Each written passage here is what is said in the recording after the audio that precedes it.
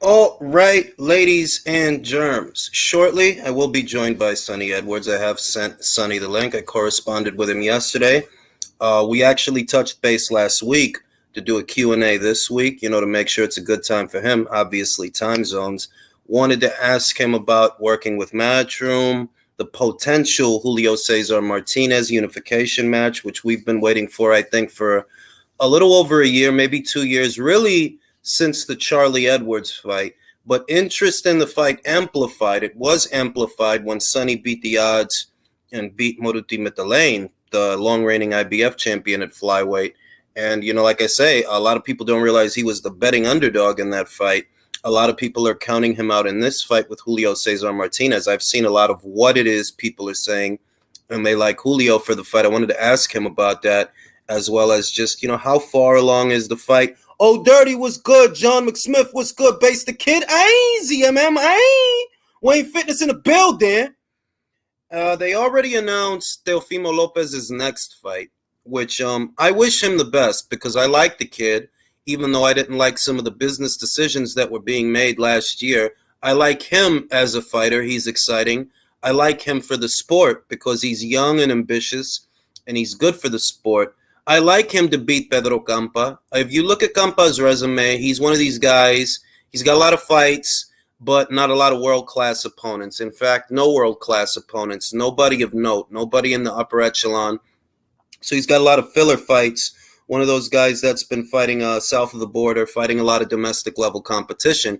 I feel like Teofimo, long as he has his head on straight and gets back to who he is, the fighter that he is, because he is better than what he showed in the George Kambosos fight.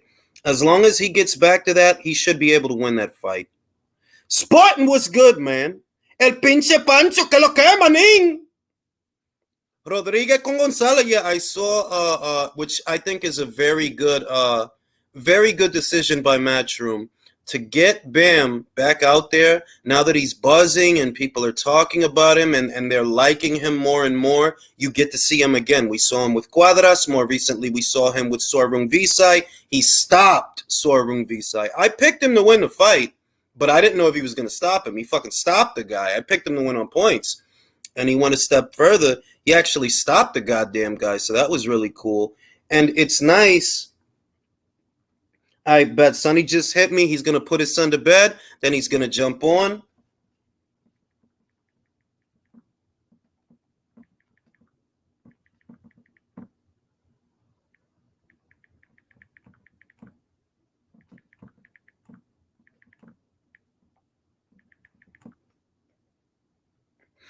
All right, what's goody, Ivo Dave? Appreciate that, bro. Much love, Jules. Hope Teofimo gets better mentally. I do too, because I think he is talented. I just think that some of the decisions that he made were a little bit foolhardy.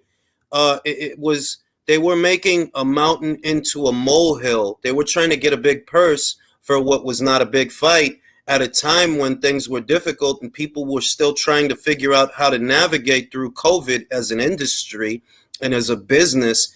At that time, like, you got to just get this over with and get it over the line so that when the time comes and everything is back to normal, you can have a big fight. But they turned that into a mountain of a molehill. It dragged on and on and on. There's a lot of months in between the Lomachenko fight and the George Kambosos Jr. fight, and it shouldn't have been that way. If you knew that you were struggling to make 135, by all rights, you should have just dropped those belts and left the division. If you knew that you didn't want to fight Loma again, and you saw how long this was taking, the George Kambosos Jr. fight, I maintain that, you should have just dropped those belts, go up to 140, tell everybody at 135 to kiss your ass. You have the biggest and best win in the division. You don't actually need to stay there, but that's not the way that they played it, so it is what it is. I just corresponded with Sonny.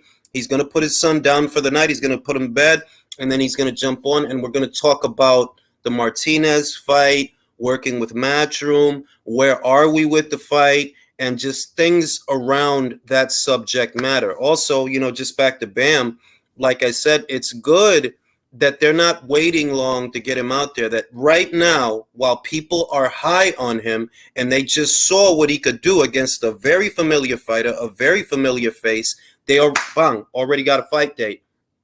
For a perspective, Caleb Plant fought Canelo all the way last year, right? Canelo has already fought since then. Bam has already fought 2 times this year. And Caleb, we still don't have a fight date. Now, we know that in all likelihood he's going to end up fighting Anthony Durrell. We know that. But the fact that, okay, Canelo already fought and you still haven't. Bam will have fought 2 times, looks like. It looks like he'll fight 2 times before Caleb fights once. Where are we with the Charlo fight? Inactivity can kill careers. It can literally kill careers. Fighters that are not fighting often enough, and they get so used to not fighting that when they get stepped up, things get crazy. Shout out to my man, Willie Lynch.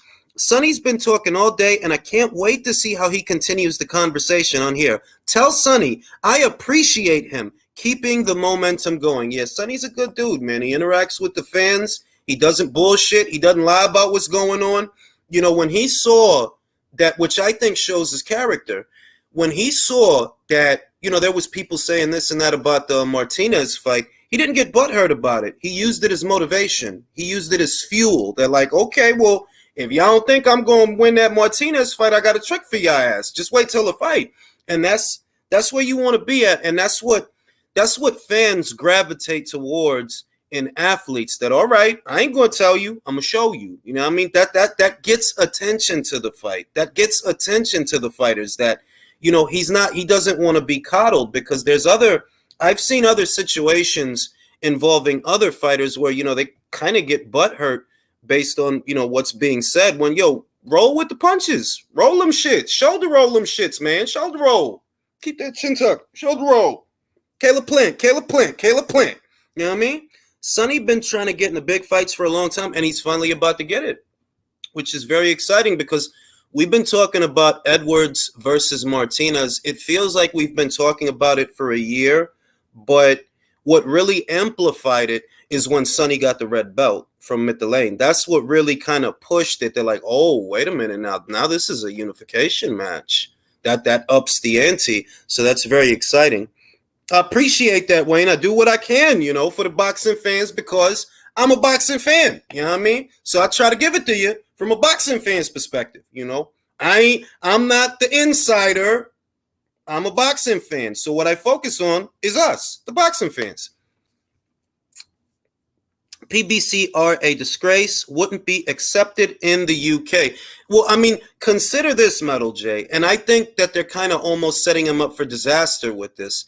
Anthony Yarde is supposed to be facing Artur Beterbiev in October. That's what they're saying. But Anthony hasn't even fought this year, like, at all. So it's like, bro, you really going to go into that fight having not fought in 10 months? It's not encouraging. That they could have got him some ham and that guy to slap around over the summer, and then you put him in the Beterbiev fight, you know, because you got to stay sharp. This guy's the hardest puncher in the division, the hardest puncher at light heavyweight. You don't want to have to come off the couch to fight a guy like that. The metaphorical couch, not a literal couch. He's not literally getting off a couch, but you know what I mean. And yeah, man, it's just kind of crazy. Let me post the link for the people on Twitter. Got to keep the people on Twitter posted. Hey, you know what I'm saying? Q&A with the champions. I love it. And tomorrow we're gonna be having one of my personal favorites. I love her. I'm not sure she's aware of it. Chantel Cameron. She's gonna be live tomorrow.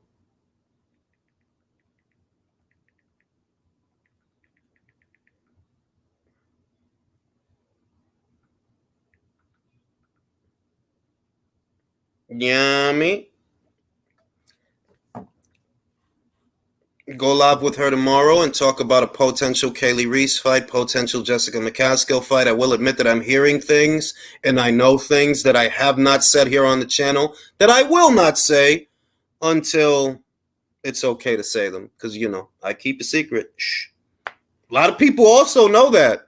Your boy Jules, he keep a secret. You keep the lid on some shit that people want to know. I'm going to see if I could get Alicia to come on Monday to talk about the Mayer fight.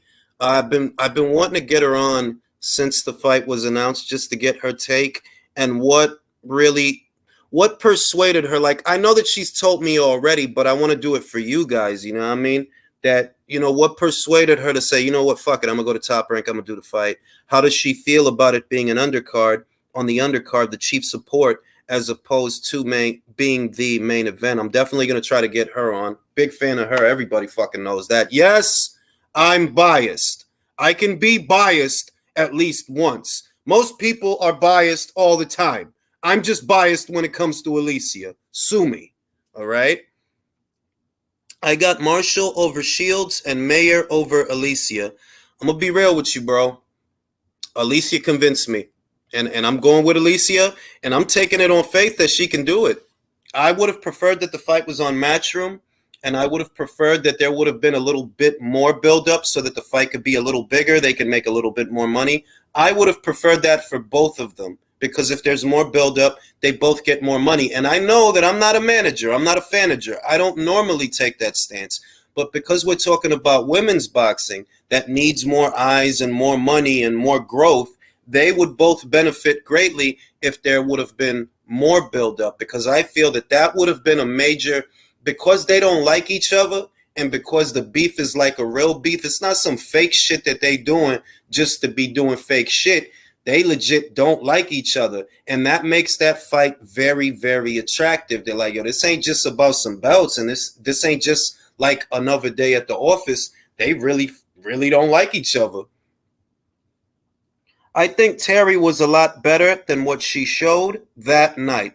I got to get Steffi on here, matter of fact. I really got to get Steffi Bull and Terry on here. I just realized I haven't had them for a Q&A in like a year. I got to get them, man. I like Steffi, man. Steffi's a cool cat, man. Very gracious with the fans. Very, very gracious. Shit, I should smoke a cigarette, matter of fact. I should smoke a little cigarillo. Yeah, I'm going to smoke a cigarillo because I get nervous when I do these things. Like I said, I tell everybody I'm easily starstruck because I do so many stories about the fighters.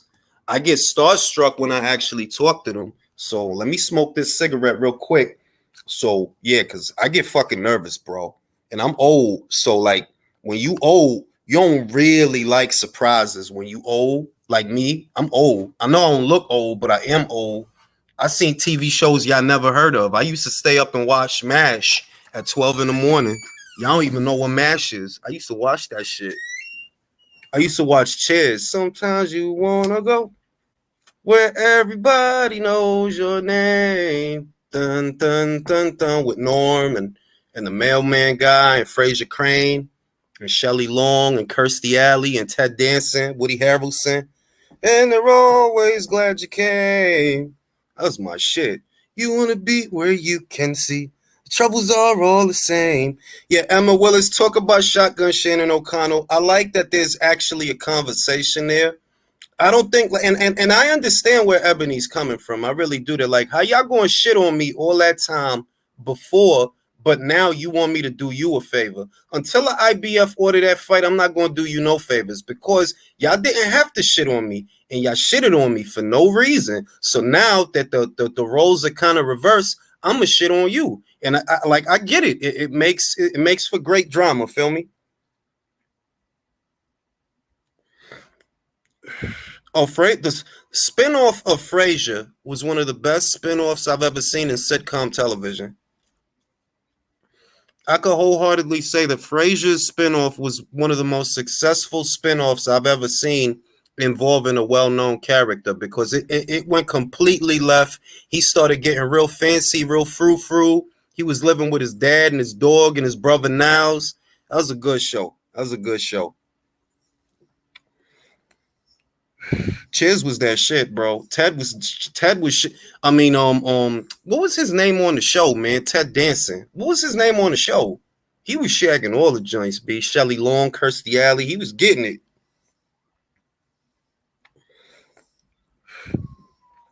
Love Sonny's take on. Yo, I mean, like, I'm gonna ask him about that too. I'm gonna ask him about the university incident. I don't think Joshua did nothing wrong, to be honest, because take away the fact that he's a public figure and an athlete in general. You're not supposed to be talking to people like that. Just in general, like, you not take away the fact that he's a spokesperson and an athlete and all these different things. You ain't supposed to come at people sideways like that. And if you are, you better be able to shoot them shits. You ain't supposed to be running up on those 6'6", 250-pound man. There goes Sonny. All right, we got Sonny in the building. Sonny in the building. Sonny Edwards, reigning IBF flyweight champion. What's good with you, man? Happy to have you on. Yeah, I wasn't sure if I was jumping straight in and I didn't know what was going on. I'm in now, I'm in. I'm So, live, I'm Sonny, live.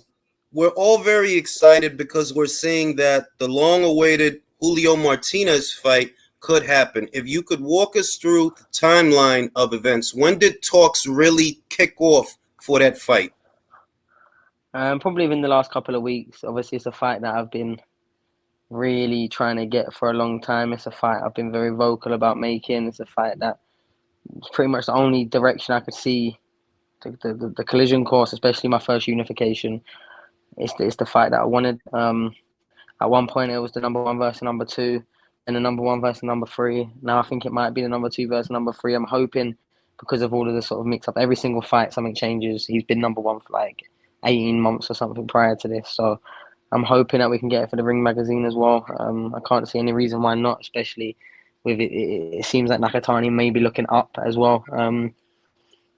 But even if not, I still feel no reason as why the two that are ready to unify and are making unification happen shouldn't get it. Like I said, it happened in the last couple of weeks. I think it was the day I was going to a boxing show or the day before. Um, I went to a show in Leeds where Jack Bateson fought. Yeah, I found out then.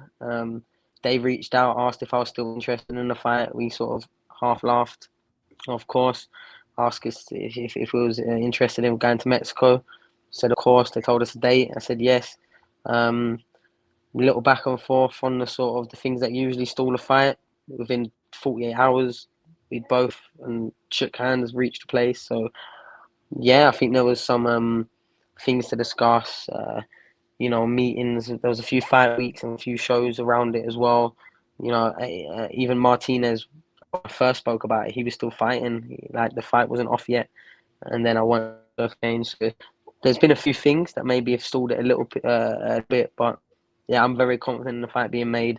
I don't think Eddie would probably, because I can tease it, I can hear, I can say that I've got big fight conversations, but there's no point me sort of running the gun until there's something worth shouting about. Eddie Hearn's come out in sort of as he normally does, with building a few fights, chucking them out there, giving a little whisper. So yeah, the fight can be made. In my eyes, the fight's made. I'm waiting for something to sign. I'm ready to go. I'm enthusiastic. I just can't wait.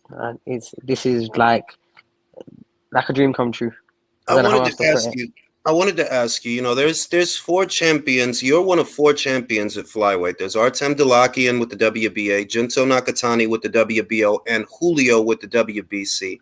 Do you feel this fight, at least for you personally, does it rank higher on the priority list than any of those other unification matches like Junto or Artem?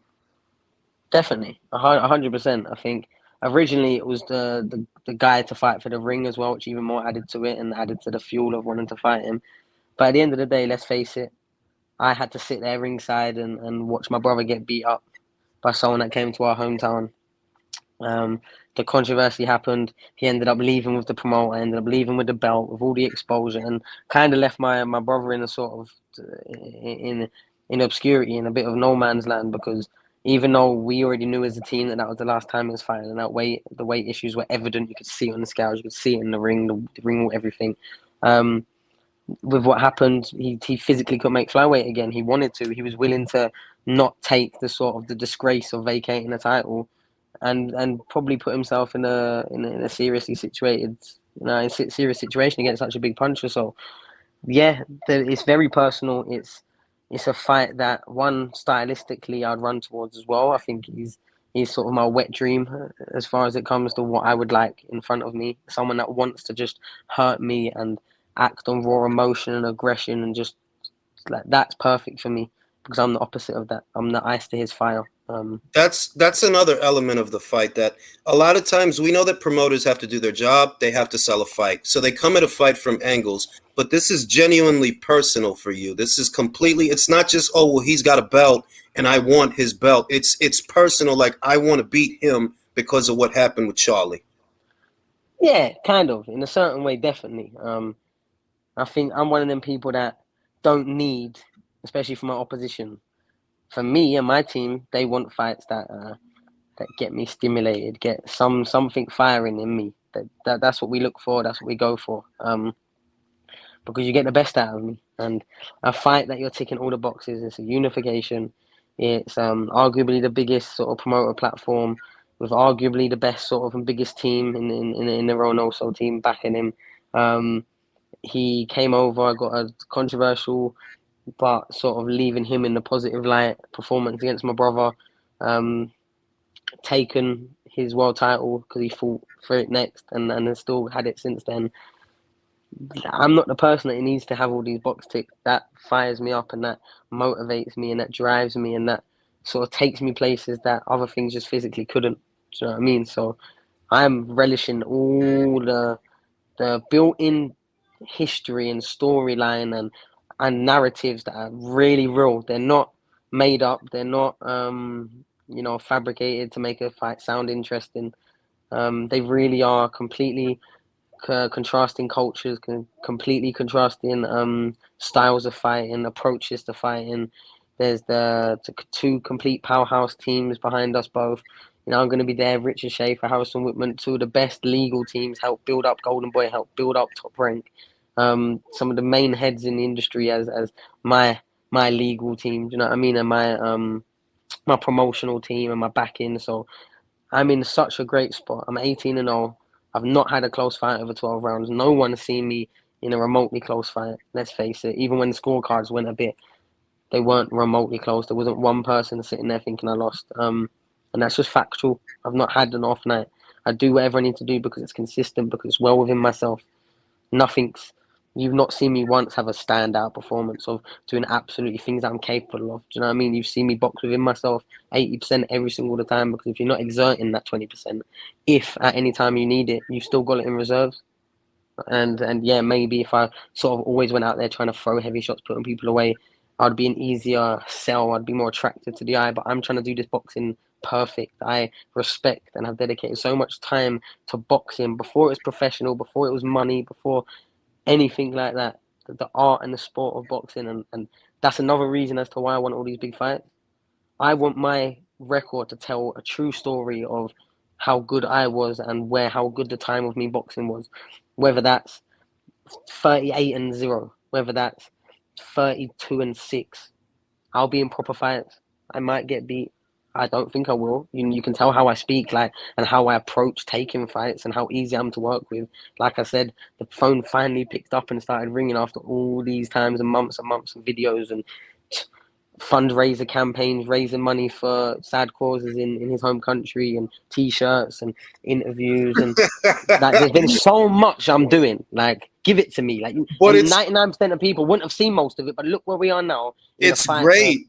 It's great because there's been 2 years of buildup, and what I like about this fight is, characteristically, at least here in America, the flyweight division, the super flyweight division, they never got this much attention before, but now they are, and it's happening at a time where they know Sonny Edwards, they know Julio Cesar Martinez. Mm, That would be literally one of the biggest fights that the division has seen, the whole division, yeah. in many, many years. And it's just a springboard for a lot more because we're all young. Like, don't get me wrong, I don't see Martinez having a long fight, particularly after I beat him. I don't career, sorry. I feel like he'll fight as and when he wants and needs to. I think he's already shown it. That's what he's on now. Um, I even know that it's a risky take for me, a fight for me to take, but I don't care. He can come in 6 pounds overweight as long as they let him get in the ring. I do not care. Like, all of that is immaterial. It's the same person still getting in the same ring. I don't. There's nothing that there's nothing that he could possibly be doing over there. And I'm not accusing. I'm not like insinuating. I'm not. But I don't care about drugs testing. I don't care about anything. Genuinely, hand on heart, I couldn't say it more openly and mean it anymore. I don't know how I could put it into words. I don't care about any of those things. Mm. I want the fight so bad, and I believe in myself that much, and I'm ready. I'm more than willing. And if anything, in the conversations, I've been edging and pushing towards going over to Mexico, out of anywhere else in the world, his back garden, have it outside in the heat if you want. Anything that you think you can do to make this against me, do it. Because when my story tells at the end and I went through all of those and came out smelling and shining the rainbows, everyone's going to really scratch their head and can't believe what's going on. And I've been telling you I'm this good. And I've been telling you that every time I experience a boxing ring, this happens. I get in the ring with good fighters all the time. I put myself in that. I come back from a trip 2 days away in Amsterdam, come back 4 or 5 o'clock in the morning after a 3 hour drive from London to where I'm living. And I was in the gym sparring within 48 hours. And my trainer was like, nah, don't worry about it. I went, no, I want to spar. I like this. I do this. This is my living. This is my.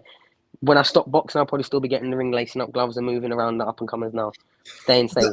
That's one thing I Genuinely. wanted to ask you about, Sonny. That a lot, and I've seen a lot of people's opinions. You've seen a lot of people's opinions. When you see that people favor Julio over you, does that give you motivation? Does that make it sweeter? Is that the kick in the ass that you like to I make wanted this to. fight? Every fight I want, follow the storylines, follow who I'm calling out. It's always the guy. The guy that they're telling me is the guy. The guy that you're all pointing at and sitting there and deliberating amongst yourselves.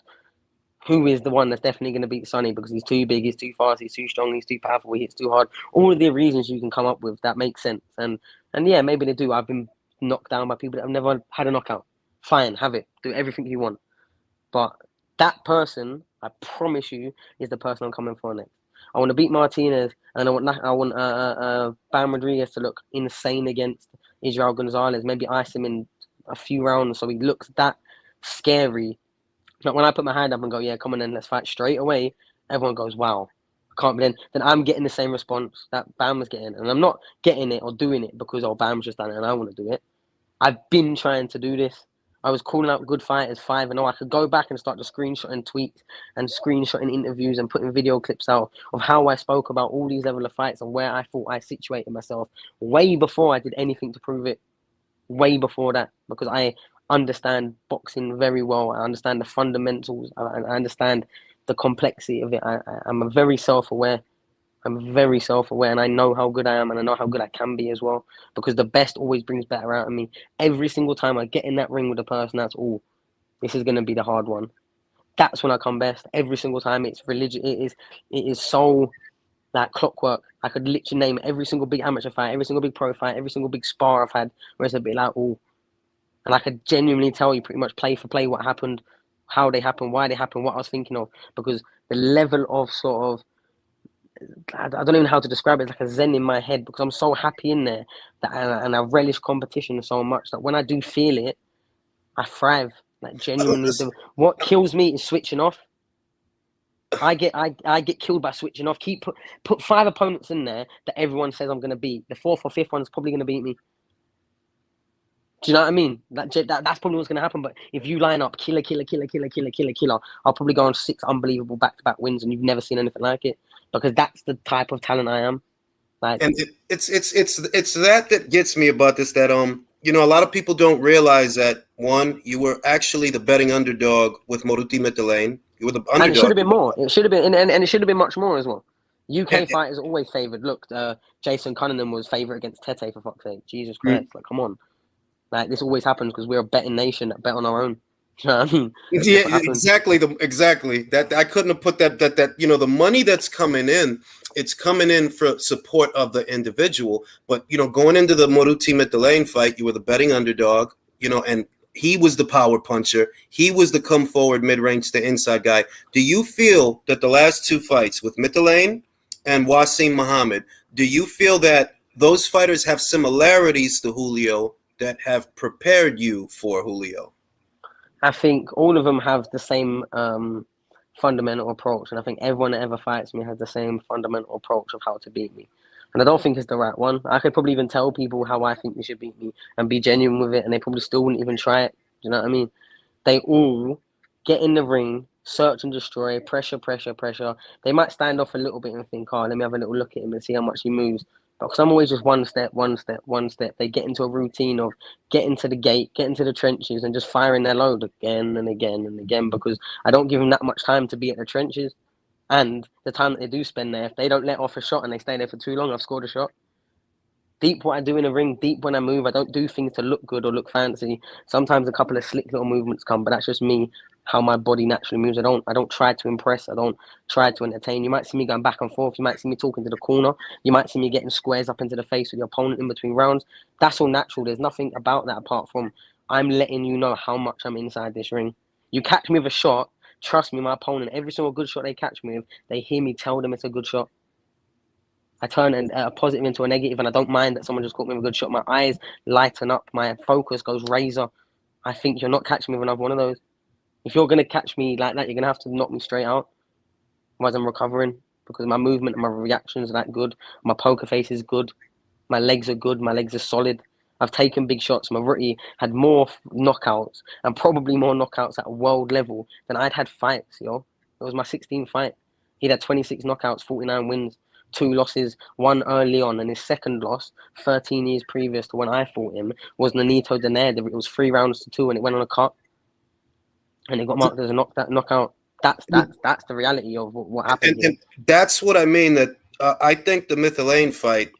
There's certain things about that fight that fly under the radar. One of them is that Moruti hadn't lost in a decade like a decade, and he was 13 years. 13 years, and Nonito Donaire was the last person. And when speaking to him in Ukraine with a Ukrainian national team breakfast, he told me with every certainty, straight in the face, that he started off a bit slow. The last couple of rounds he was winning, and the cut came and they put a knockout. Even I was 100% beating him. I was already breaking him down. That was his opinion. I've never seen the fight, so I can't have an opinion on it. But that's what he looked at me in the eyes and told me. So make of that as you will. But still, one very heavily avoided. Maruti too. Everyone knows he fought in every single person's backyard. He defended his world title all over against him. How many unifications did he have? None.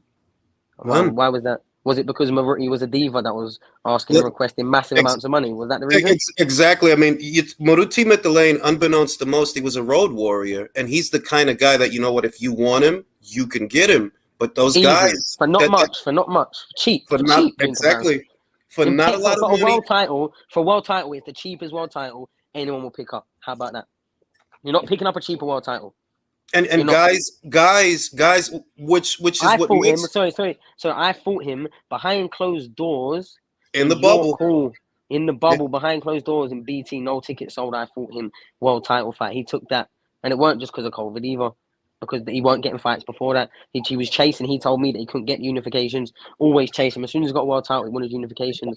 Guess what? He never ever got a unification match. I've watched the cycle of champions the last, I'll say, 5 years in the flyweight division. Kosei, he had the WBO, but he didn't want to know with Moruti Mythalane. He moved up in weight. He fought Kazuto Ioka.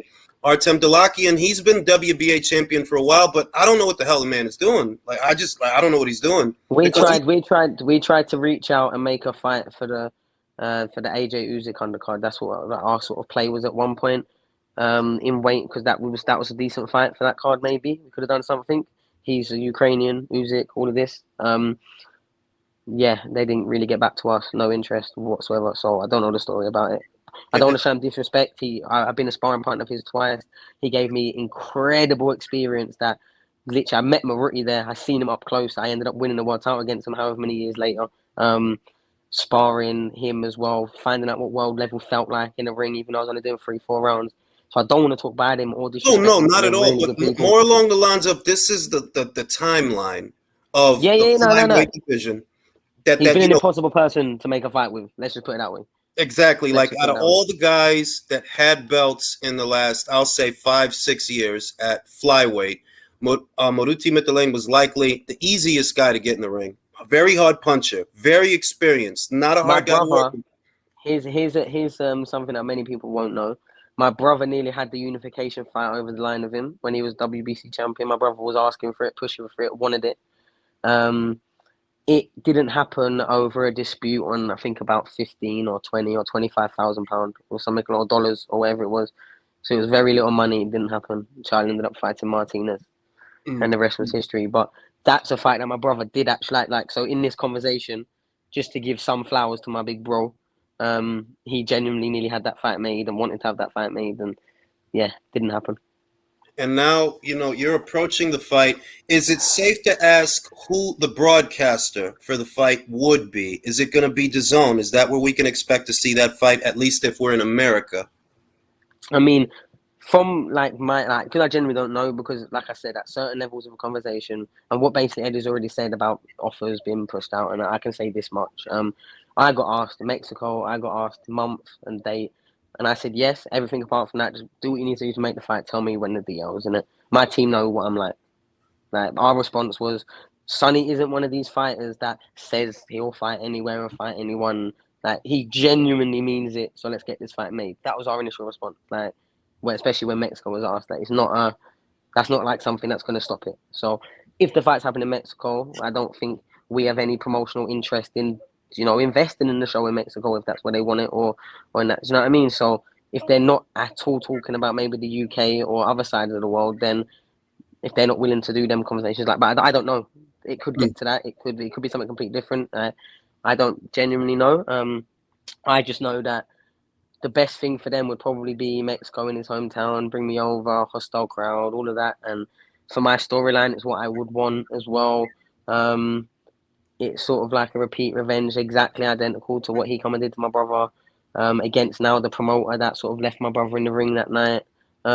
It's just great for me. Do you know what I mean? Like, I just really can't. I just really hope it happens. Like, genuinely, if it doesn't, yeah, it won't be me just like, oh yeah, I can just get another good payday somewhere else. Because that, like, I'm at that stage now, like, where really it's not about the money. The money's good. The money's the best it's ever been. All of that thing. But like, I'm relishing the big fight. I'm relishing the big fight night, the fight week feel, the excitement, all the big players there involved. Probably Canelo turning up, sitting ringside. All of that.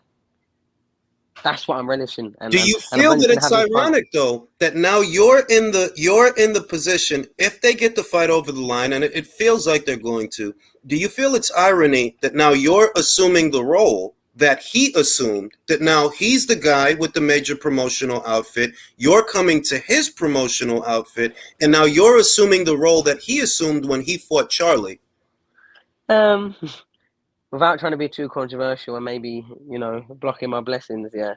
So I'll be kind of careful what I say. When he came over to find my brother, he was already in a contract. Let's just put it that way. So he Mm, didn't, come over with no backing. He didn't come over with no plan or intention or future for him. That wasn't the case, and I know that for fact, and that can't be argued. The day my brother vacated was the day his signing got announced, but that wasn't the day he signed. Do you know what I mean? Um, wow. Yeah, no, I didn't so know. I didn't know that. yeah, well, but business is business, so it's not something I hold. It's not something I hold in negative towards the company or the decisions of business. Like, at the end of the day, if you've got a world champion and the man that you challenge are, and you've got an option to sign them, you sign that fighter 9 times out of 10.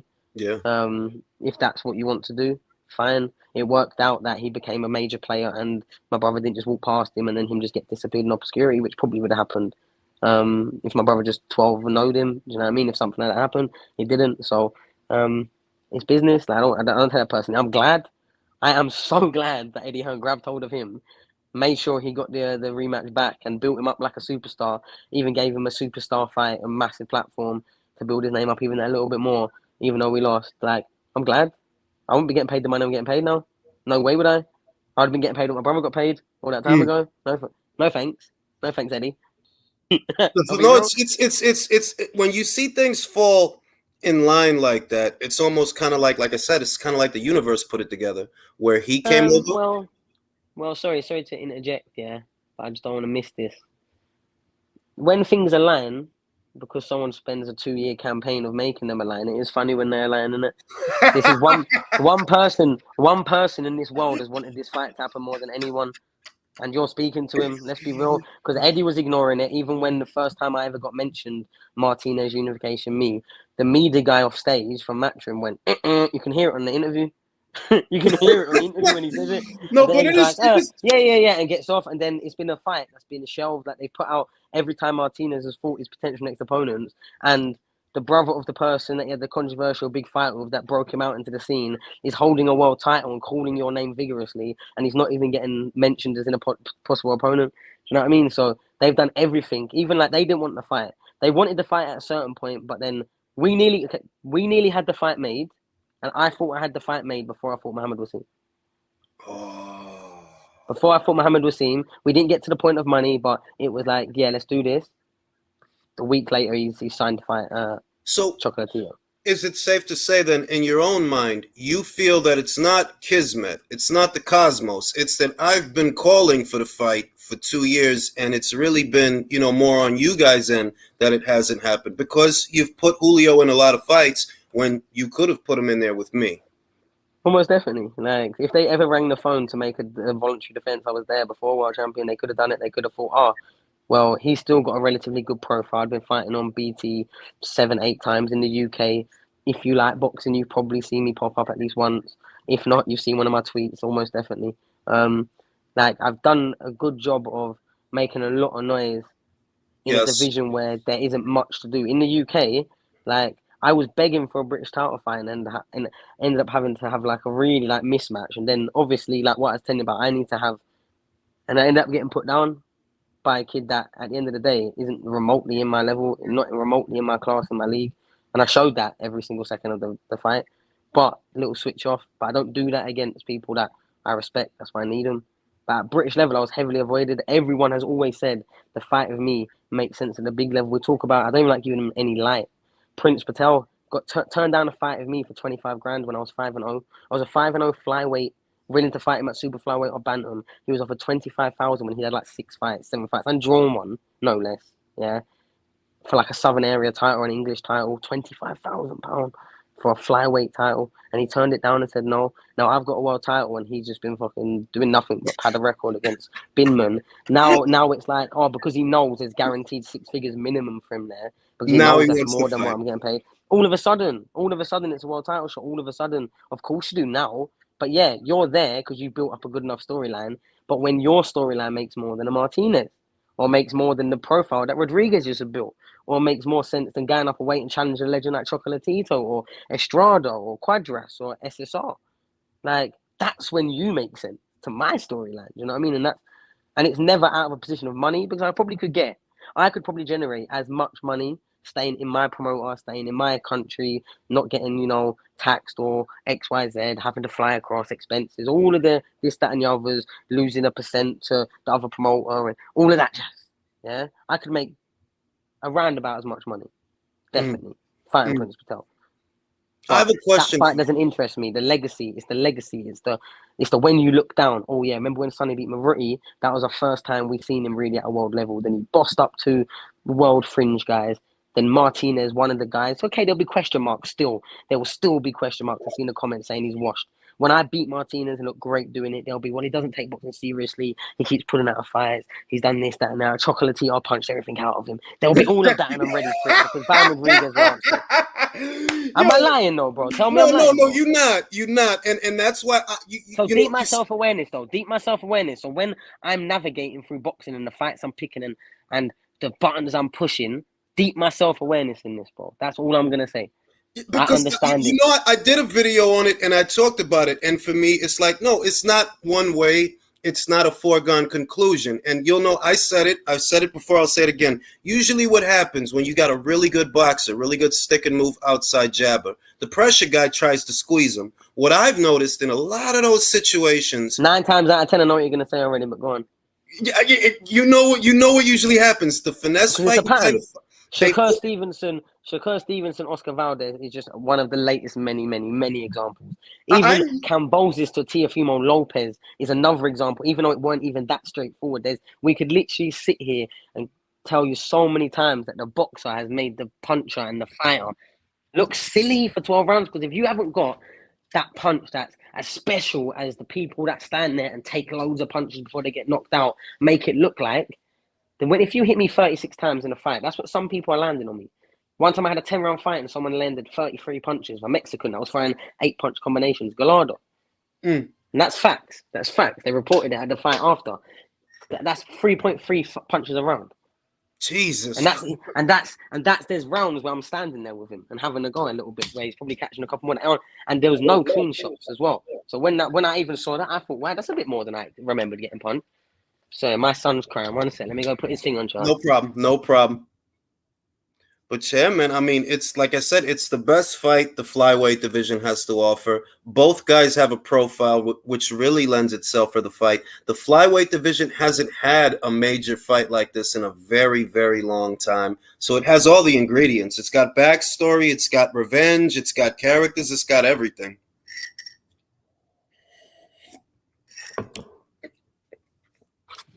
Sorry, just having a paddy. I'm just Oh putting no, up the no, iPad bro, so I can trust. jumping I've on been here. there. I got two of them. Now, do I you know what got it two is? of them. Yeah, do you know what it is? Yeah, obviously I said yes to you the other day, didn't I?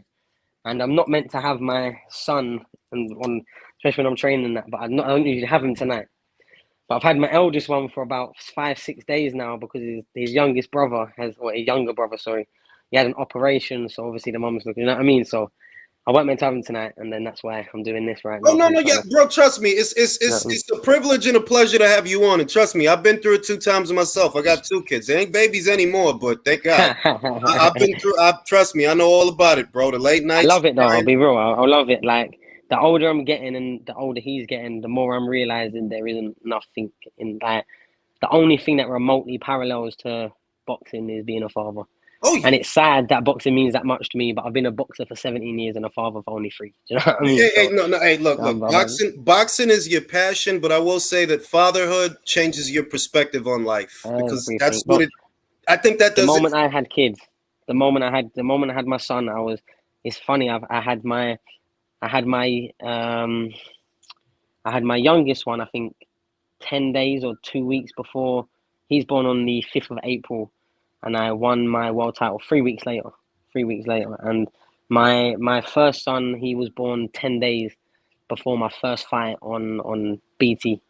10 days before, so I was like, I had both times. I had it very much in the hospital there and back, going from dropping them to going sparring, doing it all, and late nights, night feeds, and all of that, while still fighting, and then just going for fight week and missing them and FaceTiming them. So I had the whole range of emotion at like the most pivotal moment, and I think if it wasn't for having the kids when I did, I don't think my boxing would have accelerated to the level. I think I was doing something and I was steady improving at a certain rate for a certain time. And I think when that happened, you see a big learning curve and all the sort of the 10 and 5 and 2.5% that maybe I was missing out on before. It was a lot more, you know what I mean? It was a lot more important now. I needed to get there and needed to make, I didn't want them to grow up struggling. And I'm not in a position to make them thrive. Even right now, like, okay, it's there now, I'll be real. We've got to the position now where it's nice. It's nice. It's nice now. Even then, I'm not even in the houses I want to be in or the thing, but it's in front of me and ready to grab when I do all the paperwork. You know what I mean? So there's still a bit to go, but like I'm just blessed from boxing, and they have given me probably the biggest motivation that I didn't even know possible. Because before I was just boxing to be better than someone at something, and don't get me wrong, I love that, and that drives me more than anything. But I wear Bobby and Chance on my hands, one on my left, one on my right, at the back of them. And usually, only once has ever really happened in my world title win, my first one. You know, it was getting a bit harder in there. And Grant just gave me a little reminder, and it was literally like, I don't know, changing a battery out, putting a 9 volt straight up me, and it just like it's having that switch, and it all has to be one word, one sentence is it's like a superpower, and I'm so glad it means and being a proud father, and my son shadowboxing in nursery to the point other mums are telling the mother of my children, oh, that's where my son's got boxing from because he's going around going us shadowboxing in nursery, and like being at the gym, being at the gym today, like and telling everyone his daddy's champion in the world. Like I don't think you understand how much that means to me. Like that I can have a little crack off and back and forth conversation with my son and going, you don't even know who your daddy is. Do you know what I mean? And I'm championing the world with me and start pulling the belt out. And I love that I can do that and have that little crack off with him. Do you know what I mean? And, like, I don't know. It's just Well, everything in my life's good. That's why I can deal with the negative and the hate and even the setbacks. There will be setbacks. There's been setbacks. Yeah. But I'm living such a good life. I'm enjoying myself. Going to the gym is not a chore. Like I don't do anything. I don't work. I'm a boxer. I talk about boxing on the internet to people like you and other fanatic people and people that are so interested that they want to devote their time creating a corner in the world where other people that they know and want to hear about what they say. Like I love that that's the thing, and I love that I can be involved. Hence why I'm here. Hence why before this I was on a Twitter space for 45 minutes talking to a few of the guys. You know what I mean? I love that I can be a part of it, like the heartbeat. And I feel like with the flyweight division catching fire right at the right time for me, Like I said, I genuinely think the money that we're taking for this fight is probably bigger than any flyweight has taken, as long as since there's been a superstar. Like genuinely, like since the last person that made a mill, probably. No, I So agree. It's the biggest fight. Normally, I know here in the United States, as long as I've been a boxing fan, which goes all the way back to Chavez and Camacho. I mean, like I've been a boxing fan a long time. I've never seen a flyweight contest get quite as much attention that I can remember. This really seems like the biggest flyweight contest in at least in the last 10 years, maybe more. And it's a unification match in a division that has been divided for many, many, many years. and the thing is, there's a clear reason as to why it's been so divided, though. And once I get dinosaurs on, I'm gonna explain it. Because what usually happens with a world champion with boxing, it's whoever gets built up for most of the part, and the fighters that are good. Make sure he stays in charge, baby. What usually happens is someone gets hold of one of these, good fighters from an obscure place. Because that's another problem with the lighter weights. There's only like 15 of us in the UK. Half of them are Bob Hope useless. Like, sorry, like it's true. Like, they're a poor level. No, now, like seriously, they're a poor level. Like I couldn't spar most of them. Like I couldn't spar most of them, not without like it being just ridiculous. I sparred the bantamweights, the super bantamweights, the featherweights, the super featherweights, even the lightweights.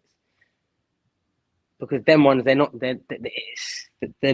levels. You know what I mean? And because you might go to one side of the world and have, I don't know, like 70 Filipino flyweight ranked, or even more than that. But it's not, I don't know, they might make some stars, but their stars is usually when they make it outside of the Philippines and they go in and come back. That's when they sort of, just because maybe the money, I don't know enough about the culture to say things and not be ignorant. So I don't want to like, or, I mean, the country even, and the money of it. But just from like maybe like a UK westernized viewpoint, where and a problem I see in the boxing world and I hate, like I manage Thomas Asomba, my old opponent. He's a Cameroonian fighter, 2 times Olympian. His record is not the best, something like 11-7, because he's only really fought hard fights, 3, 4 weights, 5 weights, sometimes above what he should be. He's a flyweight, super flyweight, always has been, was a 49 kilo amateur, but he's boxed good fighters at like bantamweight, super bantamweight consistently. Yeah. Like fighters like him, if he was UK, if he was British born, represented the UK in the Olympics, went to 2 of them, didn't medal, but then come back, went pro. His whole career, his whole outlook, the fights he was being offered, the places he was getting trained by, the food he was eating, the sponsors he was getting, the kits he was wearing, whilst the trainers he was wearing, whatever, everything's different. Mm-hmm. And the saddest thing is that he's from a place in the world which we could really get into the rabbit hole. We really could, about how Africa should be the richest place in the world and it's not, and when it weren't and when it was, and we could really do that. But the sad truth is that fighters from loads of places around the world just don't have a fair shake. That's so true. when they're the best ones at flyweight, when you do have the Sonny Edwards, and even above me, especially right now in profile, the Bam Rodriguez, especially with the fight profiles anyway, and all these, the ones from like these countries that can generate interest and have had promotion, then when there's the other fighters that have also got it, they can attach to it. But when Exactly. you have, I don't know, no flyweights in the UK that anyone's been cared about since Charlie Magri, or even in America, no one really is getting behind, then the rest of the world suffers for boxing. So unfortunate, but it's so unfortunate. But at the same time, it makes it a lot easier for me to make these big fights. And thank God that, or whoever you want to thank, that a fighter like me and a fighter like Bam Rodriguez right now is very willing to be like, nah, I'm the best in the division, and I'll prove it actually because of how close the weights are. I'm not just the best in my division, I'm the best in your division as well. How about that? That's You know what what I I mean? wanted That's what to we're ask on you. right now. That's what I That's wanted what to we're on ask right now. you. Let's fast forward. Let's say you already beat Julio. Let's say you did that already. That's done. Those titles are unified. Do you stay at flyweight to become an undisputed champion, or is it your goal to go to super flyweight and mix it up with a Bam Rodriguez, mix it up with a Chocolatito, mix it up with an Estrada and the guys that are up there? All of it, everything. Yes. Do you know what I mean? I don't know. Like, whatever makes the most sense, and it's not just financial. It's whatever fight makes the most sense. Who are they talking about? Like, what fight? If we're speaking here, if I ask you, who do you want me to fight next? Are you and 99 of the next 100 people going to say that most likely they're going to want next? Them. Whether that could be a bantamweight next after this. There could be a bantamweight that people just want to see me fight and want to offer me stupid money to do it. Just because obviously I'm logical and I'm not a greedy person. I'm not even money orientated, generally. If you've seen the way that I spend money and the way my relationship exists with it, I'm not a tight person. I'm not like a frugal person. I'm not even like a trying to save every 20p off a pound person. I'm not. Like, if anything, I'm probably over generous and over just, it is what it is. Money come and money go. That's how I am. So the actual money aspect, I'm competitive and I wanna make sure that I'm always one of the leading voices in the conversation because I'm getting paid. If I'm only getting paid like £20,000, I can't come over to a conversation for any big fight and be talking X, Y, Z.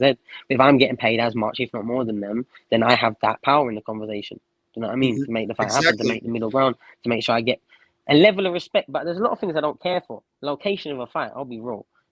I don't care. Like, especially right now. Especially right now. Like, I went to Dubai and fought in the middle of a desert. Like, and I the saw venue was against so hot. Wasim I Ahmed. don't think you under. Yeah, but before that, that was outside. But before that, in the Coca-Cola Arena, that was red hot in there. Aircon pumping the whole way through. It was red hot, soaking. Probably about 26, 27 degrees in there, like a little hot box. It was ridiculous, and a massive venue for that as well. So can you imagine the heat that was in that place? Like, you get into the ring, yeah, it was a small ring, 16 foot, about 30, 40 people from his team, my team, Michael Buffer, the other announcer that announced the announcer, all of that jazz, yeah. Loads of people. And it was red hot. And I didn't phase me one bit that I was in the middle of a desert and I was in the middle of somewhere 4 hours ahead of my native land and all of this and other. It doesn't bother me. You can take me to the mountains of Mexico and put me on a football pitch. It won't bother me. Because what I do is I'm conserving my energy. You're not dragging me out of it. You take me to the worst place in the world, you'll probably get the worst fight in the world because now it's 12 rounds of jabbing. How about that? And that's just for being cheeky and putting me 10,000 feet in the mountains. I'm not turning down the fight. Mm. I'm Mm. not trying to backhand. So, You know what I so, mean? so based on what you know, the leading candidate for the Julio Cesar Martinez fight is Mexico. That's where they want to do that fight. Is there any other locations besides Mexico that they might have thrown around? I think so, but the only one that I heard was that. But at the same time, I was also told.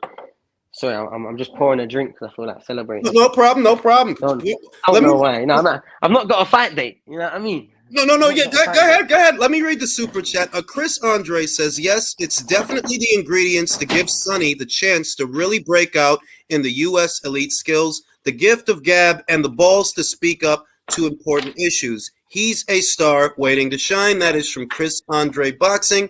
Willie Lynch says, you remind me of a smaller version of Johnny Tapia with your natural fighting abilities. Who were your favorite fighters growing up? So my thing, yeah, and maybe this just pays like similar to my mindset now. I always looked at what I was involved at. So obviously, when I first started, I was an amateur. Like, pro boxing weren't really on my radar too much, especially for the first few years. So at first it was the lads in the gym. I'm talking the very first boxing idols I had was Bradley Skeet, Sid Khan's son Aaron. Just people that were good at boxing and that I had a relationship with. So I was in the gym with them. Then it got to like elite amateurs. The first fight I can ever remember being obsessed with is funny because he actually beat my brother at one stage, Andrew Selby, and I could have fought him. When he fought Martinez. Like, as an amateur 5 round fighter, he was insane, phenomenal. The things he could do in the ring without trying, a joke. Rogondo, someone always obsessed with. A lot of the Cubans, I'll be real. A lot of the Cubans, hell of a lot of the Cubans. One second. Yeah, because I remember you mentioned Rigondeaux as one of the guys you like, one of the stars, one of your influences, I should say. Yeah, definitely, and it was just someone that. Oh, signal went out. I'll hang tight, guys. See if the signal reconnects because it looks like his signal went out.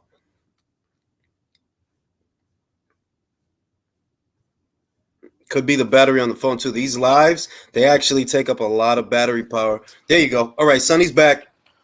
Am I back? Yeah, you're back. I can see you now. So No, but I'll be Regandia. real. I know you. I'm gonna have to stop you, yeah, Oh no, because no right problem, no now, problem. no. Right now, I don't know what it is, yeah, because I think my phone rang and I've just jumped back in, and right now you sound like you've just done off a whole bottle of helium. I'll be real. For me, you sound super squeaky. I wish like proper like to like a cartoon voiceover level. Like I don't know what Oh I'm gonna have. wow. I'm gonna have to jump out and jump back in. I wish I weren't the only one that could hear this. Let me jump. Let me leave and just try and jump straight back in. This is All right, actually no quite funny problem. though, and it's funny that you're laughing. Cause this is even funnier. One second. Let me jump out and jump back in. All Yeah, right, one all right, all second. right. One second. One second. All right, so yeah, so he's gonna come back. He's gonna sort out the audio on the phone. He received a phone call, but it's affecting the feed on his end of the spectrum. And you guys know the rules of engagement. If you want to ask a question, ask it in the form of a super chat because my eyes are fixed on the screen, so I can't actually see what you guys are saying unless the color icon lights up. Then I'll know that somebody has a question. All right, here we go. Sonny's back. How's the sound now? Yo, yeah, much better. All right, Better. so talk about Rigondiel. How much of your own style was inspired by what you saw from Guillermo Rigondiel? Um, this sort of like the idea of perfect rounds. I'll be real. I feel like I really did get the idea of perfect rounds off Regondo. If Mm. I'm perfectly honest, like because he approached boxing in a way that he didn't really owe it too much because it weren't that good to him. Let's be real. Boxing wasn't great to the man, and many of the Cubans, like if you look at their life after boxing, 3 Olympic gold medalists, and they got like a 20-year-old car and a bicycle for their troubles, and a shanty hut. I know I can't comment on someone else's thing. It just doesn't seem right in a world where I have a fight and it's completely different, and I probably possess percent of the talent that some of these Cuban fighters have because they are raised from 1, 2 days old to be moving like a boxer and with rhythm and flow because it's their thing. You know what I mean? I started when I was 9, and this is how I got to in that. My son started as young as a Cuban without doing too much. He just seen it and he's adapting. So maybe he'll be somewhere along those lines. Hopefully that'll be nice. But um, yeah, so it's just one of them. Regondo, um, Now who here else? is an adult son. Willie Pep as well. Once I discovered Willie Pep, more recently, the last few years, Nicolino Loche, Oh yeah, man. um, Yeah. Nicolino El Loche, intocable, el intocable, the and untouchable one. I think what Nicolino Loche did with me is open my eyes to something that I really noticed a lot of the great fighters consistently do, but he does it so exaggeratedly. Where he sets his stall and where he's willing to fight, and he makes people fight on his terms, but that he's always very close. He's Mm, always one step out, hitting him with a jab, hitting him with a lead hand, lead hand, lead hand, lead hand, lead hand. 12 rounds of lead hand if you don't step into the range of the right hand. Do you know what I mean? But mm. heavy lead hand, good flow, different angles of attack, head, body. I remember the story. There was a Fantastic fight. story about Nicolino smoking cigarettes in the corner, man. The dude was wild, man. Like he's ATG, But man, but all time great. but the thing is, there's a lot of like I don't know things that science is proven that doesn't make always how to put it. I don't know, maybe sporting sense. I think sporting is often a miracle. I know people, maybe they're not at the level of Nicolino Loche was at boxing, or maybe they're not at the level of a footballer. But I know some people that before they play 90 minutes have to have a cigarette or two to open up their lungs. Do you know what I mean? I know people. You know what I mean? I also know other people, and you hear the stories that, they consistently use marijuana around training and that the UFC fight they speak about it openly because it's legal over there. Everyone will be sat there smoking a spliff after training, after they just sparred each other, whatnot, and they say that it makes you do things better. So the advice of the government and things that it'll make you, like this is just many examples. You know what I mean? Of many a thing and many a phenomenon don't make sense of what humans tell us and real life maybe Yeah, suggests. But look. They used to talk about Babe Ruth. He'd have hangovers. He'd do a whole thing. He'd drink a bunch of alcohol, roll out of bed, make it to the game late, hit home runs. A lot of other oh my, guys can't. do you know why? Yeah, do you know why? Because I'll be real. I'm so glad we got into this. Yeah, because you know what my thing. I know what it takes to be fit and prepared and ready for a boxing fight. I know what it takes. I've been doing it 17 years. I know the corners that you don't cut. I know the things that you need to check. I know I've got the sessions that we test and we measure. And I always, every single time, religiously, I'm getting better and it's improving. Every camp of my whole life has always been a steady increase. Yeah. I know that I'm living the life right. But you know what I think the fundamental, most important thing for a boxer is? No, scratch that. An athlete is, and even part further than that, a human being. The most important, and I'm hoping I don't get the chemical or the hormone wrong, because I know there's a couple doing the same thing. But the dopamine hit that you get from doing something that you genuinely want to do and genuinely enjoy doing, for me, you need to have something every single day, maybe even multiple times. And I think there's certain things you can be addicted to in a healthy way. And if you can fit them in whatever you're doing, and you can constantly get that hit of being happy and feeling like, for men, a man, and feeling good about yourself and feeling confident. Like I was in a live earlier and I was speaking half an hour, chatting about me and what I think of the Martinez fight, the Rodriguez fight, how I'd fight one after the other, how if I fought Rodriguez, you could bring his brother or Frank, I'd beat him the next day, no sweat. Like genuinely that level of confidence. And I have someone jump in, but what if you get knocked out? What then? And I'll still come back the next fight. I'll speak exactly like this, because my 17 years of hard work, sacrifice, and dedication will not be limited, will not be capped on something that you think you're at a scene. Might be in my head, and if it's in my head, that's one thing. But you telling me about it is not going to be. You know what I mean? It's I've dedicated way too much, and I know what I do in the gym, and I know what I've sacrificed, and I know the times that I've missed the nights out, or the memories, or gone on a holiday, or missed a wedding, or missed family birthdays, or I've done it all, and I've been boxing 17 years, and I've even missed stuff with family. Anytime I don't miss it, I'll maneuver things to the point of even going to Dubai instead of going on the Thursday or the Friday like they wanted me to. Ended up flying on the Monday or the Sunday night. No, it was the Monday, so I could celebrate my son's 3rd birthday party on the Sunday on my fight week of my 1st or 2nd world title defense. Like there's certain things I won't miss if I don't have to, but at the same time, there's loads of things that you do. So I'm not gonna sit there and get in a ring and compare. I'm prepared for a fight with the mindset or mentality of this person can't beat me. This person has got no chance. It sounds like what you're talking about is the old saying that a happy fighter is a dangerous fighter. The dopamine and or the endorphins, the release of endorphins, which are, they can make you euphoric. They can put you in a good mood. That kind of sounds like that's what that is, that a happy fighter is a dangerous fighter. And really anybody who's doing what they love because they love it, so long as they do it, they get better at it. And I think with a fighter, because of how dark and deep boxing can get, and the mindset, a little bit of too much physical pressure can cause someone to snap straight away, because your mind will give up way before your body will. 99% at the time. Really wanting to be there, really enjoying what you do as a boxer. Like there's a case that really made me change thinking on a few things. And don't get me wrong, I'll be raw, I'm being genuine. As soon as I've got a fight date, you don't see me in the clubs, you don't even see me social. I go to the gym, I come home. I'm a dad. I go to the gym, I come home. I do my extracurricular activities. I'll entertain myself in other ways, you know what I mean? I won't just be sat there like a monk. You know what I mean? But I'm in the house, I'm in the yard, I've got the meal preps in the microwave, and I'm good. I'm in monk mode.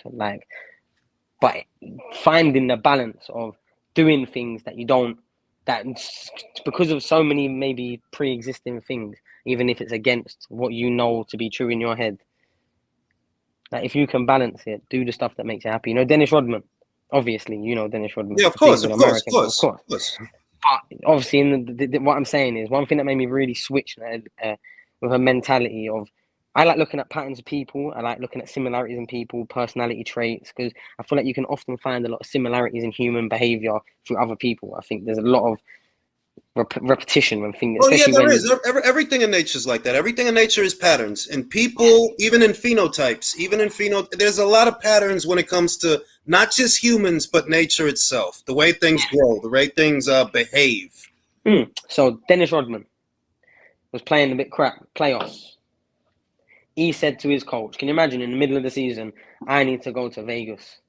I need to go off to Vegas with Madonna, whoever he was with, and party for 48 hours and then come back and play the game. And because he was playing so bad, the coach was like, yeah, go on then. Go on. I think Michael Jordan said he's not coming back. Something like that, yeah, whatever. I'm just trying to remember here, but I'm just saying this stuck with me from the whole thing. This is what stuck with me, yeah.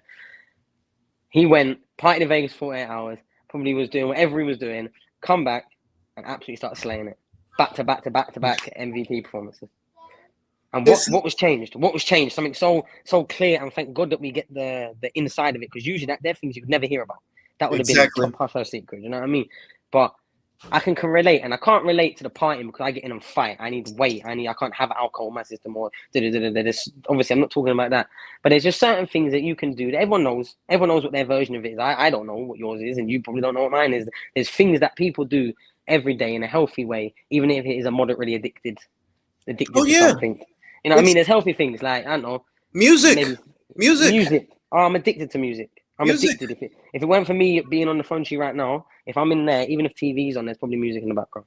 Yeah, music, And maybe the music. same song I've listened to 10 times earlier today because I'm trying to get the words. And That's what I want to do. it's the release for me, at least I know, because I do a lot of different things, not just the YouTube thing. I can draw, I can write, I can make beats, and music puts you in the right frame of mind. You know, it really does. Like, music is powerful. So for some people, at least for me, it's music. Good music will put you in the right frame of mind, change your mood. Yeah, but then some people believe that overindulgence to music doesn't lead to anything, leads to idleness. You know what I mean? It depends on what cultures. In some cultures, music is haram. And there's other Yeah, cultures, you know what I mean? So yeah, it's mindsets, it's cultures, perceptions, everything's different. And that's what's beautiful about connecting with people, because all we are is our one-to-one connections. Once you're dead and forgotten, that's when you die, innit? You know, when the last person to mention your name, that's when you're done. If it's not yeah, written down yeah, somewhere. And yeah. luckily for me, if people ever look for whatever reason at the IBF flyweight list from at They'll least see your name. 2021 and onwards, hopefully for a long time, they'll see it, and then hopefully others. You know what I mean? So that's what I'm trying to do right now. Etch it in there that hopefully there might be, I don't know, something that someone can point to think, oh, that was my granddad or that was my something. You know what I mean? That's what I would like. But if not, who cares? Who cares? As long as I've had a good life and I'm living a great one. I get to go to the gym and enjoy what I'm doing every day. Literally doing what I'm doing now, getting paid for it when I was doing it for free for 10, 12 years, whatever I was doing it for. And then having fights that people are actually like sat there scratching their heads, putting money on, booking, and oh my God, I think that fight's happening, send it into group chats. And like, I'm living a dream. Like, I'm living the part of the film. Like, and as a flyweight, I weren't really, I'll be real. Like I said, I was probably happy with reserving myself always to be the starter or the entree, something just before the main event. As a flyweight, it's usually what we are. A cheap, good fight to put on before something big. But when you have characters, because some of us choose not to be ignored and don't let people not hear us, even if they don't know anyone else I've fought for the last 7 fights, they know when I'm fighting because I'm telling them. Like, when you're that way inclined, maybe you have to do a little more. Maybe you have to put yourself out there a little bit more. Maybe talk a little bit more. And I'm very genuine to myself. I don't do anything out of character. I'm very cheeky and I've got a good sense of humor. Like, when I'm cussing people, it's not always from a place of like, I really feel this about you. I'm just trying to say something that sounds good coming out my mouth. I'll be Mm. real. Like, it's not even like a personal, because personal, I don't know any of you. Like, the person I don't know, Martinez even. So even if I started calling him X, Y, Z, a drugs cheat, this, that, and the other, whatever I wanted to be, but if I wanted to start being that, it's not even on a personal thing. I don't know him. As soon as I get my belts, I'm dipping straight back to where I come from, and hopefully never see you again. Sorry, like, you know what I mean? It's that's what it is. It's boxing. It's Yeah, boxing. Do you know and what I mean? We're prize fighters. It's not personal, but don't get me wrong. If someone wants to try and have that mental back and forth with me, and they can speak the same native tongue as me, then we can do it. Like, I'm game, and I understand the entertainment to do it, but I don't ever make a fight and then just start harrowing someone and being disrespectful and turn up to their door shouting "Let's go, champ!" like to get in their head. I don't need to. I'm way too good to lower my ego or lower my pride to have you sitting there thinking, look how much he's worried about this fight. He's trying to do this to get to me. Nah, you're cool over there. If you don't want to tweet or if you don't want to say nothing, you're chill. Do you know what I mean? If you and don't want look, to build up, you don't want to do no back that's and forth, you're cool. that's what makes it such an intriguing sport, because there's not just the battles inside the ring, there's the battles outside the ring and everything that leads up to the ring. The goddamn negotiations could be a fight in and of itself at times for certain fights. I wanted to pick your brain about this fight. I don't know if I asked you about it before.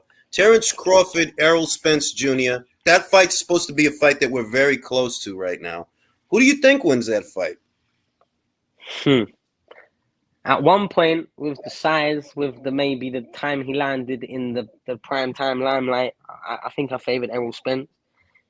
And I don't want to be disrespectful here because obviously I'm at a stage now where people might hear what I'm saying. Before I Hmm. kind of wasn't, because I like both fighters as well. But obviously a car crash later, even though he's put some good performance in, that later compared to a Crawford that has done everything so energetically and kind of in a good rhythm of the only time he's not getting fights is because no one wants to fight him. Do you know what I mean? It's Exactly. momentum and lifestyle and sort of track record. I would start edging towards Crawford, but like it's probably no more outside of that. Like, I don't think I could pick them apart physically. I don't think I could pick them apart technically. I don't think I could pick them apart. Even resume, really, they've all done everything they've had to do in front of them, and very always look good doing it. Like I think Spence probably the worst he's looked maybe against Sean Porter, maybe, Yeah, but and yeah. that's a legit fighter. Do you know what I mean? No, Yes, no, Crawford he's dealt with him a bit better, but he was still doing well. Like no, he didn't he's leave his great, but breaks I off. feel like Terrence has been in more championship level fights, even if they were at different weights, and that kind of experience against that level of opposition. That's what I No, but I think think kind that, of makes a difference. and again, not trying to offend anyone, yeah, and I hate trying to be honest and also be someone that exists in boxing. But like a lot of the fights that Crawford had at the one, it was 135 and 140, wasn't it? His One three three five, weights one before forty. going Yeah. pro. Like, and maybe it's because they just weren't promoted well enough. They might have been fighters that really stand up against any of the divisions. But I just feel like the glamour of the 147. Hey, you two. Um, I feel like the glamour of the 147 division and the sort of the level of the fights and the sort of the level of athlete that it starts bringing out at that size of human. Mm-hmm. If I'm honest, I think it's a big jump welterweights from lightweights. I think that's a huge jump. I think even though the weight isn't as big or might be less than some other places, I just feel like the people that sort of catch up to lightweight are people coming from bantam, super bantam, feathers that have outgrown, and then once they've kind of got the peak there, then to go up from there, I do think it is a big jump eventually. I'll be real. What about? I'll give you one more. You know, Canelo, he's fighting Golovkin again. What do you think happens in that fight? Do you think Golovkin knows a secret that everybody else doesn't know, and he can maybe beat Canelo this time? Or do you feel how most people feel that? Look, guy's 40, he's gonna get stopped. I don't know. I think Golovkin is probably tough enough where he could probably be physically no longer able to fight and still not get stopped. You know what I mean? Mm-hmm. Like the shots that him and Canelo were catching each other with and not flinching is a joke. Like when you're actually deep, what everyone else was reacting like, um, for most part. I don't know. I think when you lose stuff, and I think there's definitely things Golovkin has lost now. But when you lose stuff, the funny thing about it is you gain stuff. And Hmm. and the reason why people often say the last thing you lose is your punch is because usually it keeps getting better Hmm. for a good, especially if you're training and living a certain way. It's usually that'll make it fall off with a bit of age, not your actual makeup. So now, if you're committing and lived in between very quite well, I feel like people's punch gets harder. I think their punch resistance for the most part goes up as well. And I think it's because of how they position themselves, how they hold their feet when they're choosing to throw and come out of guard. I think they just their rhythm changes a bit. And if you look at some classic examples, I'm talking like your George Foremans and Evander Holyfield, some people touch the 40s and it's like, hold on, here Yeah, we are. Do you know what I mean? We're here George now. actually got better. George, as at least technically, he didn't get faster, but when he came back, he was actually technically better. He jabbed more. He seemed a smarter boxer, even though he was an older, slower boxer. But he was a smarter boxer when he came back than when he was a young guy. So that's very true. It's a lot, but I think there's a lot of things like there's. I know it sounds mad, but for someone that's always got in the ring at certain times against people maybe a lot older, and just noticing the difference. Like when I look at Bam Rodriguez, very physically impressive, but I can guarantee he won't have certain levels of pressure, certain levels of physical weight that I felt against Moretti. Because for whatever he was doing, it felt like someone was sat on my chest for most of the fight because there wasn't time of break because of the physical advantages he knew he had over me and how he knew to use them. That even though he didn't have the success on the scores, trust me, that fight was harder. Not just because I'm in a world title fight, because I genuinely get to the end of the bell, and then there's like a, oh, that was for a belt moment. Genuinely, every single time. No, I genuinely, and with Maruti, the final 10 went, and the last 10 goes, and I always do my little something that shows the look. I'm this comfortable, I've done 10 seconds at the end of this 36-minute fight, and you can't hit me. Do you know what I mean? Even if I've not hit you, I'm making you miss. I'm standing in front of you, my hands are down, I'm making you miss. I always do it. It's tradition at this point. But he made me work, even though it didn't seem like it. People said, oh, it looked easy from the outside. He had a pressure that no one has really got remotely close to mirroring. And that's how I know how good he is and how much he still had left, which is sad that we didn't probably ever see him come back after that. Yeah. And I'm not just saying it to sell the win. Genuinely, like No, he was an underappreciated. That's kind of what I meant. That the last couple of years with the emergence of Chocolatito as a pound for pound fighter, because that's when Americans really started paying attention, at least the last couple of years, to the super flyweight division. The flyweight division mostly got neglected. So that's what makes this fight different than any other fight before it, that, Americans normally don't watch the flyweights. They really don't. But this is a fight that has their attention. Edwards versus Martinez. That's a fight that they're like, hey, I know Sonny Edwards. I know Julio Cesar Martinez. I know those two guys. Where normally they don't know the guys. They don't know who's got the belts. And that's the only thing. But also as well, understand why. I don't think there's any chance of me losing this fight, genuinely. But I also don't think there's any situation where I do lose in the fight. Because let's just use Jake Paul as the extreme example. In boxing, win, losing, drawing, looking good, knocking out, all of that is good. It's nice. It's narrative. It's headline building. It's even video content creating. But as long as people see your name, their emotion needle changes a little bit. They want to see you win. They want to see you get knocked out. They know you, even if it's just that. Even if they just know your name, because eventually that name is going to partner up with someone they do like. Do you know what I mean? And now it's a bigger fight because they've known of you for the last 4, 5, 6 years. Mm-hmm. You know what I mean? So now at stages like this, me jumping in, going to Mexico, doing all that hoorah, the only thing it does for sure is raise my profile exponentially. Win, lose or draw, I can guarantee there'll be massive fights on the other side of this. I can guarantee it. Losing, you see me losing would probably make it easier. Get onto that with boxing, how boxing works. Losing would probably make maybe the purses come down a bit, but the fights be easier to make. Every time you look a bit more human. Every time someone else dents you a bit more. Sonny, I got to ask you, Jake Paul, Tommy Fury, they didn't get to make the fight. They didn't. But if they did get to make the fight, if they would have got it over the line and it was Jake Paul versus Tommy Fury, August 6th, who was going to win that fight? I mean, I think Tommy Fury, to be honest. I'll be real, though. I'll be real, yeah. I like Tommy. I've fought in a couple of the same cards, shared change room, hotel fight weeks and all of that. And he's a good guy. He's very raw. He's very green. I don't think there's no hiding that. There's no arguing that. Hence why he's getting talked about in these fights more than perhaps British area, Southern area, whatever. You know what I mean? European, whatever, however you'd want to build him up on. Which is fine, though. He started boxing late. Like, he'd probably been in and around boxing gyms, but unless you're fighting, going to championships, competing, sparring, you're not boxing. Like, you can know as many boxers and go to as many Tyson Fury fights as you want. You're not a boxer. No, but I'm not trying to disrespect him, because I'm just saying, let him. I know, but people are thinking, oh, Tommy Fury, he should be this level because of Fury, which means he's been boxing his whole life.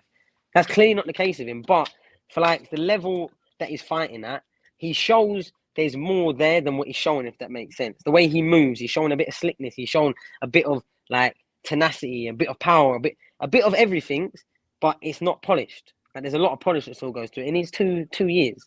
But Jake Paul is not something that he needs 2 years for, because Jake Paul's been boxing for 2 years. Do you know what I mean? That's what I wanted to ask you about, Sonny. I talked to a lot of people about the fight, and one boxing writer told me that it's almost insulting that Jake Paul feels that he's ready for a Tommy Fury. That if you're a professional boxer and a Jake Paul feels, yeah, I could fight Tommy Fury. Is that not like an insult almost, that this guy you think you can fight him? Why? But why? But the reason why I won't, because when you actually deep boxing on what boxing is, Yeah. Tommy Fury's, I don't know what his record is, 5-0, 6-0 maybe. Whatever he is. The level of opposition that he's fought has probably been worse than Jake Paul's. Because with Ben Askren and with Tyrone Woodley and with, even though they're not boxers, They're but fighters. they're not 0-28 journeymen. And again, not disrespecting either of the guys. I'm saying this is boxing. Like my first fight was against someone that had like 50 something losses and like 12 wins.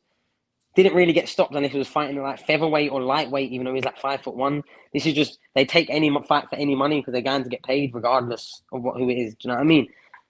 But Jake Paul at least had someone that even, well, we don't know what the contract said, first and foremost. Tyron Woodley hurt him and definitely stopped throwing punches after that, innit? So let me just put that out there. Anyway, let me be 100% real. Like that was. I've known fighters. I've known fighters, right? I've known fighters my whole life, and I've seen Tyron Woodley throw a punch and then a punch and a punch and then a punch again, at least, yeah. In especially some of his earlier fights. When you've got a YouTuber in front of you that you just hit and they've just done this and they're shaking in front of you, to then not do anything shows me that you weren't supposed to do that. Let me just say that. Like, please let me just say that. Like, it might even be contracted. It might have been a gentleman's agreement. It might have been a 500 bag watch on a private team that come after. But all I'm saying is... No, but it is true. And I did, in the first fight... No, I think it was the first fight. He caught him. And Jake stumbled into the ropes, which by all rights, it should have been a knockdown because that's what the rules are. If the ropes hold you up, that's a knockdown. Tyrone hit him. He stumbles into the ropes. They don't rule it a knockdown. It is what is. And Tyrone, and I'm like, look, I know Tyrone's not a boxer, but he is a fighter. Imagine he was okay. Pull it this way, yeah. Tyrone Woodley's outside a nightclub. Some man walks past. It looks like Jake Paul. Slaps his girl in the arse. Yeah, he hits him once and he's stumbling. They're still trying to fight him. Is he boxing like he did the rest of the fight? No, he's not. He's not doing that. He's putting him in. He's taking his head clean off his shoulders because he knows how to do it. Because he wants to do it and he can. And that was he didn't try. He didn't try is what I'm saying. So we don't know what level of these influencer fights and YouTuber fights. We don't know what is reality, and that's fine because they always, like it's funny being an actual boxer that like is so competitive. I could never even imagine someone coming to me and talking to me about diving or anything like that. It just wouldn't a conversation that goes down. But say if boxing is corrupt, as we've been led to believe over the years, and it's probably happened before. So fuck it. If it's for Jake Paul paying an MMA fighter who's retired $4 million, who cares if he can't knock him out? Who cares? Who actually cares? It's Jake Paul. Shouldn't be watching it anyway. You shouldn't be watching it anyway. It's Jake Paul. You know what I mean? Like, let's be real. Like, he's a YouTuber, but he's fine because he's dedicated enough time to be a boxer. So he's allowed to do it. And the reason why I won't say it's offensive about him and Tommy Fury is because he's done everything that Tommy Fury has done. He's trained. He's probably dieted. He's sold tickets, probably a lot more. He's got people interested in boxing. He's got an opponent that most times someone's at least half interested, whether it's a basketball player, an MMA fighter, and any of the whatever it is, he's managed to find a way to sell tickets, get a lot of people interested. And am I going to sit there and hate on it? No, because his hundreds and maybe millions of people that tune in, there might be 50 Sonny Edwards fans that trickle down somehow that I never would have got otherwise because they just happened to tune into Sonny Edwards versus Martinez because it was the same month as Jake Paul versus whoever the fuck he's fighting, and they would just happen to be still on the zone or whatever. And then all of a sudden, I've got someone that actually cares about me from some random place in the world. Because of Jake Paul. That is the trickle down effect is a real thing because Amanda Serrano has benefited from that. But women's boxing was given the night of its life in performance and fight and level of build up, and even Eddie Hearn and Jake Paul flirting with each other for a week. It was fantastic for sport. But the fight lived up to it, and everyone was like, "Hold on, this is what women's boxing is like." I'm an advocate of women's boxing. I was on Team GB sparring partners. Genuinely, not even on like a I want to be accepted. Like the girls know because I've supported the girls from when they've been on GB, when they've been amateurs. I go to their fights if they're boxing local, even if they're not boxing local, and I'm shouting and supporting them. Like I like female boxing. I think it's got a great. I don't even want to disrespect it and call it a niche, but where it's the 10-2s right now, it's got like a part on every single card where it fits in of the 2 hour, 2.5 hour time slot, and they can have a big fight and they can build the storylines. Everyone's getting paid, money's getting made, and everyone's It's fighting good. and It's happy. great. I personally, just as a consumer of boxing, a person who regularly pays money to see boxing, I like the tension. I like the fast pace. I like that they come out and they go straight into it. I'm a big fan of it, big advocate of it. I don't necessarily know that it's really about having 3-minute rounds so much as marketing. They need more marketing. If you want more money, you need more exposure, not more minutes in the round. You need more exposure. But better still, I'm a big advocate, big fan. Yeah, definitely. And I think also what's happened as well, the now generations is a lot like deeper. Like already we're seeing there's like female professional boxers with like 4 or 5 fights, maybe even a title, and they're like pretty 23-year-old girls. When was that the case before? What every single female pro boxer, it wasn't like a pretty marketable girl. There's probably finding some other female sport that was much more desirable to do than boxing. If they was an athlete, they probably started boxing and ended up doing football or doing something else, or basketball or netball or anything they wanted to do. That tennis, that might have been better. But now you've got people looking at Katie Taylor and Serrano making millions. They're like, you can do that in boxing. Let's go. And now that's all it takes. Like same way with Amir Khan. Exactly. You've got a whole generation right now, 18, 19, 20, 21, 22, 23-year-olds of British, Asian, British, Pakistani fighters that are all hitting like the same levels, the same record, the same but loads of them from all the and it's not like, and bear in mind, I grew up through where there was very few in Britain, like say like Asian, Pakistani fighters. It was the white lads, some like black fighters, a lot of travellers. That was typically the demographic of who you were seeing at the fights, who was fighting. Now it's completely different. It's completely different. That is, and it's wicked that there's all these different cultures. You've got the Somali fighters coming through now. Probably haven't had a massive Somali, but like, there's so many different cultures that are like first, second generations in Western world that are pushing. That's what makes it a beautiful global thing. That's what makes it a beautiful thing. That now it's blown up to the point to where every different continent in the world has a face that represents them in the sport, whether it's a guy or a girl. Everybody's got somebody that they can aspire to, like the girl that fought this past weekend, Ramla Ali, Somali boxer, very good, comes from a good amateur background, very good fighter. You know what I mean? There's Katie Taylor for the Irish. There's Amanda Serrano for the Puerto Rocks. There's Clarissa Shields for the African Americans. There's Savannah Marshall. The best and the sad, the best but worst thing at the same time, depending on how you look at it, is these fighters, they don't even need to be the greatest fighter. They don't even need to be the highest level of fighter. If they can capture the imagination of an audience, of a demographic, of a support structure. Look at Chisora. Yeah. On the weekend. His record is 33 wins and 12 losses. Yeah. He has lost fight after fight after fight in a row. And I guarantee every single time he got paid more and got paid more and got paid more. Why? Because he inspired people that just through his performance of being fucking exhausted after 4 or 5 rounds of Usyk, but sticking it out and trying. There's not one person that can look at that. And even if you don't think he's a good boxer, you could be to the extreme of thinking, oh, he's useless, he can't do this. You could be to that extreme if you want.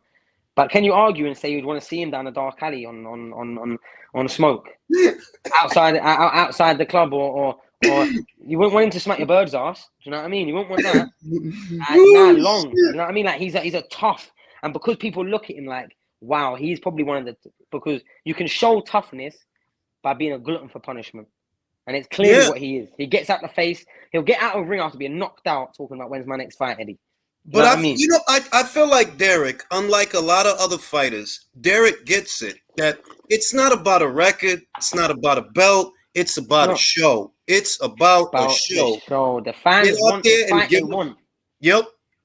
And that's why when you ask me, will I fight Martinez, Bam Rodriguez, Nakatani, Chocolatito, then Estrada, start bringing back some new fighters, Galao fight, all back to back, and not need maybe the homecoming, the easy defensive entry? Yes. And even if I lose against 2 of them in a row, that third fighter we talked about, we can still have. Yep. That's what means something to me. I want to fight all of y'all, the best. And when I can't do it no more, when I can't mix at the level that I know I should be no more, then I'll decide to hang it up. Until that day, and that's a very, very, very far time away, because if I'm honest, every single month I'm taking a jump.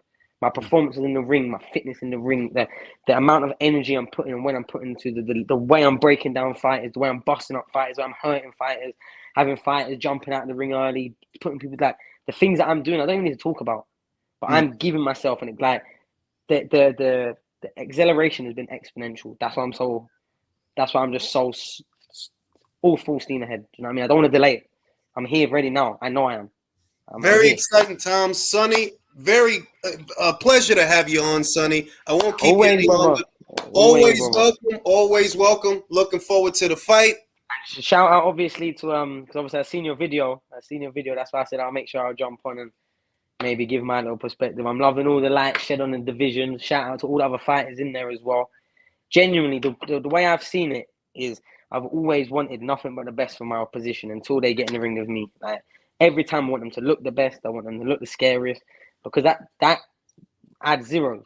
You know what I mean? That's simple. No, yeah, of course. I mean, that's not even just zeros, but with that zero, it's not just the zero, but that everything else, the profile, the story, the legacy. And when I do it, people going, wow. So hold on, that performance, and in most of the fights, yeah. Say, do you remember that Canelo verse? Was it Kirkland? Oh yeah. I remember. Yeah, I remember. Do you remember when he was? Do you remember that video when he was edited out? Oh yeah, when they made it. Yeah, bro. I don't know how the hell they did that, bro. That was mad. Yeah, crazy. That was the most.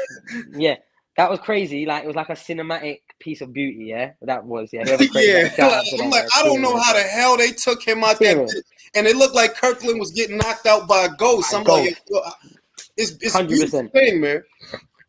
But one thing I will say is if you did that, yeah, if you took out all my opponents of all of the fights, or took out all of me out of all of the fights, it pretty much looked like the same fight over and over and over and over and over and over and over again. Because there's very little that someone can make me do in a boxing ring that I don't want to do, and that's the only way I can put it. I spend probably 30, 45, a minute and 15 seconds out of a whole 36-minute fight in situations where I'm not putting myself. On average, and that's against the elite. That's against the best in the world, that's against the best. Sonny, thanks for coming on, bro. I'm gonna let you go right now. Always welcome. Looking forward to the fight, Martinez versus Edwards. Hopefully, we get an official announcement in the near future. Always a pleasure, Sonny. Thank you very much. Love for having me on, brother. Speak to you again soon. Thanks, man.